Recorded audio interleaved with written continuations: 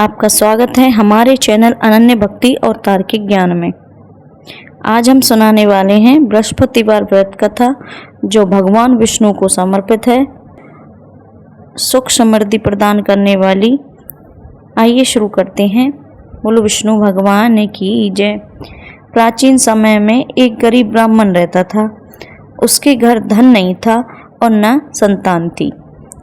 उसकी पत्नी पूजा पाठ नहीं करती थी, जबकि ब्राह्मण भगवान का भक्त था। वह बहुत दुखी रहता था। कुछ समय बाद भगवान की कृपा से उसके घर एक कन्या पैदा हुई। कन्या बड़ी हुई तो वह रोज सुबह स्नान करती, भगवान विष्णु का नाम लेती और गुरुवार का व्रत करती। पूजा के बाद वह विद्यालय जाती। एक दिन पूजा करके लौटते समय उसे रास्ते में सोने की जौ मिले। वह उन्हें घर ले आई। ऐसा कई दिनों तक होने लगा। घर की गरीबी दूर होने लगी। एक दिन लड़की सोने की जौ साफ कर रही थी। उसके पिता ने देखा और कहा, बेटी, इन्हें रखने के लिए सोने का पात्र होना चाहिए।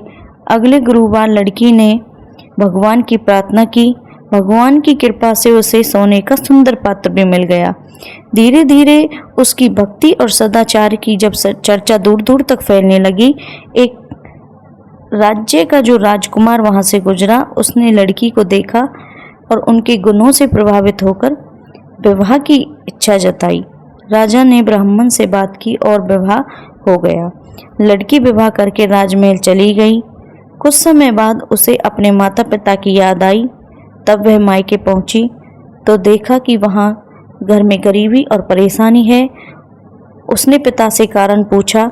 पिता ने बताया कि माँ अभी भी पूजा नहीं करती है और नहीं नियमों को मानती है। बेटी ने अपनी माँ को समझाया, सुबह उठ कर स्नान करो, भगवान विष्णु की पूजा करो और गुरुवार का व्रत रखो, इससे सब कुछ ठीक हो जाएगा।